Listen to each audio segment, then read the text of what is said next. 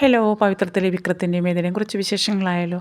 അങ്ങനെ വിക്രത്തിനെ കോടതിയിലേക്ക് കൊണ്ടുവരുന്ന രംഗങ്ങളും അതുപോലെ കോടതിയിലെ വാദപ്രതിവാദങ്ങളും ഒക്കെയാണ് കാണിക്കുന്നത്. അപ്പോൾ വിക്രത്തിന് വേണ്ടി ഹാജരാകുന്നത് മറ്റാരുമല്ല, ശങ്കരനാരായണൻ സാറാണ്. അതുപോലെ തന്നെ വിക്രത്തിനെതിരായിട്ട് പ്രതിഭാഗത്തിന് വേണ്ടി വക്കീൽ ദർശനാണ്. അപ്പോൾ അതാണ് ഏറ്റവും വലിയൊരു ക്രൂഷ്യലായിട്ടുള്ള മൊമെൻ്റ് എന്ന് പറയുന്നത്. കാരണം എതിർഭാഗത്തും വാദിഭാഗത്തും നിൽക്കുന്ന രണ്ട് വക്കീലന്മാർ, അപ്പോൾ എല്ലാം കൂടി, അപ്പോൾ ശ്രീകാന്തും ആ ഒരു മാനേജരും ഒക്കെ അവിടെ എത്തിയിട്ടുണ്ട്. അതുപോലെ തന്നെ സയ്യിദും ഗിവർഗീസും മേരിയും അതുപോലെ ആ പള്ളിയിലെ അച്ഛനെയും അവരെല്ലാം ഓരോ സാക്ഷിമൊഴികൾക്കായിട്ട് കൊണ്ടുവന്നിട്ടുണ്ട്. അങ്ങനെ ഓരോ കാര്യങ്ങൾ അവരുടെ ഭാഗത്തു നിന്ന് നിരത്തി ശങ്കരനാരായണൻ വിക്രം നിരപരാധി എന്നുള്ള രീതിയിൽ വാദിച്ചു വരുമ്പോഴേക്കുമാണ് ദർശൻ അവിടെ കയറി കോട്ട് ചെയ്യുന്നത്. ദർശൻ പറയുന്നത് അപ്പോൾ ഒരു അവസരം ചോദിക്കുകയാണ്. അങ്ങനെ ദർശന് പറയുന്നതെന്ന് വെച്ച് കഴിഞ്ഞാൽ ഓരോരുത്തരെയും ഓരോ കാര്യങ്ങൾ ചോദിക്കണം, യെസ് ഓർ നോ, അത് മാത്രം പറഞ്ഞാൽ മതി, അതിനുള്ളൊരു അവസരം കൊടുക്കാൻ പറയുകയാണ്. അപ്പോൾ അങ്ങനെ ദർശന അനുവാദം കൊടുക്കുന്നു. അപ്പോൾ ദർശൻ സേതുവിനോട് ചോദിക്കുന്നുണ്ട്, താങ്കളാണല്ലോ അവിടെ നേരിട്ട് കണ്ടു എന്ന് പറയുന്നത്, ഇതുപോലെ ആ ഒരു സിറ്റുവേഷന് കണ്ണീർ മല എന്ന് പറയുന്ന ആ ഒരു ഭാഗത്ത് ഇതുപോലെ ഇവരെ അകപ്പെടുകയും വിക്രവും വേദയും അകപ്പെടുന്ന സമയത്ത് ഇതുപോലെ ചന്ദ്രശേഖരനും കൂട്ടാളികളും ഒക്കെ ശ്രീകാന്തും ഒക്കെ എത്തുന്ന ആ ഒരു രംഗത്തെക്കുറിച്ച് ചോദിക്കുന്നു. അപ്പോൾ സേതു പറഞ്ഞാണ് ഞാനും വിക്രവും ചേർന്നിട്ടാണ് രക്ഷപ്പെടുന്നതും അവരെ അടിച്ച് കീഴ്പ്പെടുത്തുന്നതും അതിനുശേഷം ഇതുപോലെ ചന്ദ്രശേഖരൻ അനിയൻകുട്ടനെ വെടിവെക്കുന്നതെന്നും അതിനുശേഷം പിന്നീടാണ് ഇവർ രക്ഷപ്പെടുത്തി പോരുന്ന സമയത്താണ് ആ ഒരു ശ്രീകാന്തും അതുപോലെ ഈ ചന്ദ്രശേഖരൻ ഒരു കാട്ടിനുള്ളിലേക്ക് കയറിപ്പോവുകയും അതിനുശേഷമാണ് ഈ ഒരു ചന്ദ്രശേഖർ വെടിയേറ്റ് മരിക്കുക, ആ കാര്യങ്ങളൊക്കെ പറയുകയാണ്. അപ്പോൾ പറയുന്നുണ്ട്, ഞാൻ ചോദിക്കുന്ന ചോദ്യങ്ങൾക്ക് യെസ് ഓർ നോ മാത്രം പറഞ്ഞത്, താങ്കൾ നേരിട്ട് കണ്ടു എന്ന് പറയുന്നല്ലോ, പക്ഷേ ഉപയോഗിച്ച് തോക്കിൻ്റെ കാര്യങ്ങളും ഒക്കെ അവിടെ നിരത്തുകയാണ്. അത് മാത്രമല്ല, നേരിട്ട് കണ്ടായിരുന്നോ അത് വിക്രം പറഞ്ഞുള്ള അറിവാണെന്ന് ചോദിക്കുന്നത്. അപ്പോൾ അല്ല, താൻ നേരിട്ട് കണ്ടതാണെന്ന് പറയുന്നുണ്ട്. അപ്പോൾ അതിനുശേഷം ഇതുപോലെ ചന്ദ്രശേഖർ വെടിവെച്ച് മരിക്കുന്നത് നേരിട്ട് കണ്ടോ എന്ന് ചോദിക്കുന്നത്, ഇല്ല. അപ്പോൾ അത് പറഞ്ഞു കേട്ടുള്ള അറിവാണ്. കാരണം ചന്ദ്രശേഖരനെ ആരാ വെടിവെച്ചതെന്നും നേരിട്ട് കണ്ടിട്ടില്ല. അപ്പോൾ വിക്രം പറഞ്ഞിട്ടുണ്ടായിരുന്നു, ഇനിയിപ്പോൾ അനിയൻകുട്ടനെ കൊന്നവരെ നിയമത്തിന് മുമ്പിൽ കൊണ്ടുവരണം, രക്ഷപ്പെടുത്തണം പറയുന്ന സമയത്താണ് വേദയെ വലിച്ചഴിച്ച് കൊണ്ടുപോകുന്നു. അങ്ങനെയൊക്കെയുള്ള രംഗങ്ങൾ അവിടെ അരങ്ങേറുന്നു. അപ്പോൾ അങ്ങനെ സേതുവിൻ്റെ ഭാഗം അവിടെ ഒഴിവാക്കുന്നു. അതുപോലെ പള്ളിയിലെ പള്ളിയിലെ അച്ഛനെ എടുത്തതുപോലെ ചോദ്യങ്ങൾ ചോദിക്കുന്നു. അപ്പോൾ അദ്ദേഹം നേരിട്ട് കണ്ടതായിട്ടില്ല, കാര്യങ്ങളെല്ലാം പറഞ്ഞു കേട്ടുള്ള അറിവാണ്. ഗിവർഗീസിനോട് ചോദിക്കുന്നു, മേരിയോട് ചോദിക്കുന്നു, അങ്ങനെ എല്ലാം അവരുടെ സാക്ഷിമൊഴികൾ എല്ലാം കാര്യങ്ങളൊക്കെ എടുക്കുന്നു. അപ്പോൾ അതെല്ലാം അനുകൂലമായിട്ട്, അതായത് ദർശന് അവർക്ക് ശ്രീകാന്തിനും ഭാഗത്ത് നിന്ന് അവർക്ക് പ്രതിഭാഗത്തിന് അനുകൂലമായിട്ടാണ് എല്ലാ കാര്യങ്ങളും പറഞ്ഞു കൊണ്ടുവരുന്നത്. പിന്നെ അതിനുശേഷം ശങ്കരനാരായണൻ വാദിക്കുന്നുണ്ട്. അപ്പോൾ ഈ ഒരു സമയത്ത് ശങ്കരനാരായണൻ പറയുന്നുണ്ട്, ഈ ഒരു കേസ് മറ്റൊരു പുതിയ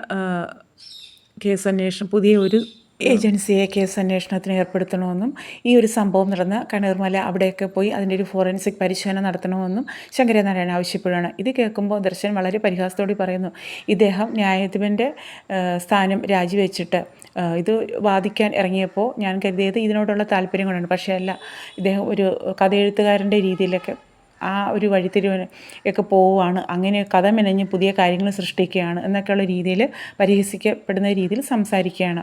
കേൾക്കുമ്പോൾ ശങ്കരനാരായണൻ തന്നെ ഭയങ്കര വിഷമമാവുന്നുണ്ട്. പക്ഷേ ദർശൻ ഓരോരുത്തരെയും വാദിച്ച് ദർശൻ്റെ ഭാഗം ക്ലിയർ ആക്കിക്കൊണ്ട് വിക്രത്തിനെ പിന്നീട് ജയിലിലേക്ക് തന്നെ പോവുകയാണ്. ഈ ഒരു സമയത്ത് മാഷിനൊക്കെ ഭയങ്കര വിഷമമാവുന്നുണ്ട്. മാഷ് വിക്രത്തിൻ്റെ കവിളിലൊക്കെ തലോടി മോനെ എന്നൊക്കെയുള്ള രീതിയിൽ സംസാരിക്കുന്നു. അതുപോലെ തന്നെ പള്ളിയിലച്ഛൻ വന്ന് വിതുമ്പുന്നുണ്ട്. വിക്രത്തിനൊന്നും കൂടുതൽ പറയാനായിട്ട് സംസാരിക്കാനായിട്ട് കഴിയുന്നില്ല. യാത്ര പറഞ്ഞ് വിക്രം അവിടുന്ന് പോവുകയാണ്. ഈ ഒരു സമയത്ത് ശ്രീകാന്തും ദർശനും വിക്രത്തെ കാണാനായിട്ട് അവിടെ വന്ന് നിൽക്കുന്നുണ്ട്. പക്ഷെ വിക്രം അതിന് മറുപടി ഒന്നും പറയുന്നില്ല. ദർശൻ ഒരു വെല്ലുവിളിയോടെ തന്നെ സംസാരിക്കുന്നുണ്ട്. ശ്രീകാന്ത് നിനക്കങ്ങനെ പെട്ടെന്ന് തന്നെ ഇതിൽ നിന്ന് ഊരിപ്പോകാം എന്ന് കരുതിയോ, അങ്ങനെയൊന്നും നടക്കത്തില്ല. അതുപോലെ തന്നെ ദർശനം സപ്പോർട്ട് ചെയ്യുന്നുണ്ട്. അങ്ങനെ ഒരു കേസ് അന്വേഷണം പുതിയ ഏജൻസിയിൽ വരുവാണെങ്കിൽ ചിലപ്പോൾ വിക്രത്തിന് 2 ജീവപര്യന്തം കിട്ടും. കാരണം വാസവൻ്റെ മോനെ കൊന്ന വരുൺ കൊലക്കേസ് വിക്രം തെറ്റുകാരനല്ല എന്ന് കണ്ടെത്തിയിട്ടില്ല. പകരം വാസവൻ ആ ഒരു കേസ് പിൻവലിച്ചു എന്ന് മാത്രമേ ഉള്ളൂ. ചിലപ്പോൾ തുടരന്വേഷണത്തിൽ വിക്രവും പെടും. അതുപോലെ തന്നെ ഉള്ളിൽ താമസിച്ചത് ശങ്കരനാരായണൻ ഈ ഒരു ന്യായാധിപൻ്റെ വീട്ടിലാണ്. അപ്പോൾ അയാൾ ചെയ്യിച്ചതാണോ എന്നൊക്കെയുള്ള രീതിയിലുള്ള കാര്യങ്ങളാണ് ദർശൻ അവിടെ വാദിക്കുന്നത്. അങ്ങനെ വളരെ നിർണായകമായൊരു നിമിഷങ്ങളും ഹൃദയം തുടിക്കുന്ന രംഗങ്ങളും ഒക്കെയാണ് നമുക്ക് ഈ ഒരു രംഗമൊക്കെയാണ് നമുക്കവിടെ കാണാൻ കഴിയുന്നത്. പിന്നീട് കാണിക്കുന്നത് വേദ കുഞ്ഞിനെ ഉറക്കുന്നതും പുരിക ഒഴിക്കുന്നതും ഒരുക്കി കിടത്തുന്നതും താരാട്ട് പാടുന്നതും അങ്ങനെയൊക്കെയുള്ള നല്ല നിമിഷങ്ങളാണ് കാണിക്കുന്നത്. അപ്പോൾ ഈ വേദ കുഞ്ഞിനെ കളിപ്പിക്കുന്നതും ഒരുക്കുന്നതും ഒക്കെ കണ്ടിട്ട് ഇങ്ങനെ തരൺ വാതിലിൽ നിന്ന് നോക്കുന്നുണ്ട്, ചിരിക്കുന്നുണ്ട്, മുഖത്തൊരു സന്തോഷഭാവമൊക്കെ കാണുന്നുണ്ട്. ഈ ഒരു ഭാവം മാറി നിന്ന് അമ്മയും സേതുലക്ഷ്മിയും കാണുന്നുണ്ട്. അപ്പോൾ അതിനുശേഷം തരൺ അങ്ങ് ജോലിക്ക് ഓഫീസിലേക്ക് പോവുകയാണ്. അപ്പോൾ അമ്മ സേതുലക്ഷ്മി അങ്ങോട്ട് ചെന്നിട്ട് പറയുന്നുണ്ട്, ഈ ഒരു സന്തോഷമൊക്കെ കുറച്ച് നേരത്തേക്കേ ഉണ്ടാവും. കാരണം എന്ന് പറഞ്ഞാൽ ഞാൻ സത്യങ്ങളൊക്കെ തരനോട് തുറന്നു പറഞ്ഞു കഴിഞ്ഞാൽ നീയും കുഞ്ഞും ഒറ്റപ്പെടും. അത് വേറൊരു വഴിയിലേക്കും പറഞ്ഞു. ചിലപ്പോൾ എൻ്റെ മോൻ്റെ മാനസിക നില തകർന്നേക്കാം, എങ്കിലും സത്യങ്ങൾ എന്നായാലും തുറന്നു പറഞ്ഞു പറ്റും. അപ്പോൾ അതുകൊണ്ട് നിനക്ക് എങ്ങനെയായാലും ജീവിക്കണം, അതിന് നീ ഇങ്ങോട്ടേക്ക് വരാനായിട്ട് പറയുകയാണ്. എന്നിട്ട് കുഞ്ഞിനെ ഉറക്കിക്കെടുത്തിട്ട് പുറത്തേക്ക് വരാൻ പറയുന്നു. എന്നിട്ട് സേതുലക്ഷ്മി വേദയെ കൂട്ടിക്കൊണ്ട് പോകുന്നത് ഒരു റൂമിലേക്കാണ്. റൂമിൽ ചെന്ന് ലൈറ്റിട്ട് നോക്കുമ്പോൾ അവിടെ ഒരു നിയമപുസ്തകങ്ങൾ ഇങ്ങനെ നിരത്തി വെച്ചിരിക്കുകയാണ്. അപ്പോൾ വേദയുടെ പഠനം തുടരണമെന്നും വേദ അതിനെ ആ ഒരു പ്രാക്ടീസിലേക്ക് വേദയെ കൊണ്ടുപോകത്തക്ക രീതിയിൽ മൊത്തത്തിൽ നിയമപുസ്തകങ്ങളൊക്കെ ഇങ്ങനെ നിരത്തി വെച്ചിരിക്കുന്ന റൂമിലേക്കാണ്. അപ്പോൾ ഇനിയിപ്പോൾ വേദ തുടർന്ന് പഠിക്കണം, അതിനാണ് സേതുലക്ഷ്മി സാഹചര്യം ഒരുക്കി കൊടുക്കുകയാണ്. അപ്പോൾ അങ്ങനെ ഒരു തിരിച്ചുവരവാണ്. ഇനിയിപ്പോൾ വിക്രത്തെ പുറത്തിറക്കാനായിട്ട് വേദ തന്നെ നേരിട്ടെത്തുന്ന രംഗങ്ങളൊക്കെ നമുക്ക് വരുന്ന ആ ഒരു എപ്പിസോഡിൽ കാണാൻ കഴിയുന്നതാണ്. അപ്പോൾ വളരെ ത്രില്ലിംഗ് ആയിട്ടുള്ള സീരിയൽ, ചരിത്രത്തിൽ തന്നെ വളരെ ത്രില്ലിംഗ് ആയിട്ടുള്ള രംഗങ്ങൾ സൃഷ്ടിച്ചുകൊണ്ടാണ് നമ്മുടെ പവിത്രം 2 മുന്നേറുകയാണ്. അപ്പോൾ അത്രയ്ക്കും നല്ല നല്ല ക്ലൈമാക്സുകളും രംഗങ്ങളും ഒക്കെയാണ് ഇനിയിപ്പോൾ വരാനായിട്ടുള്ളത്. അപ്പോൾ ഉറപ്പായിട്ടും പവിത്രം 2 കണ്ട് സപ്പോർട്ട് ചെയ്യുക. അതുപോലെ തന്നെ ഇതൊരു കുഞ്ഞു ചാനലാണ്. ഇതുപോലെ പുത്തൻ പ്രൊമോ വിശേഷങ്ങളുമായി ഇനിയും വരുന്നതാണ്. അപ്പോൾ ചാനലൊന്ന് സപ്പോർട്ട് ചെയ്ത് ലൈക്ക് ചെയ്ത് സപ്പോർട്ട് ചെയ്യുക. ഓക്കെ.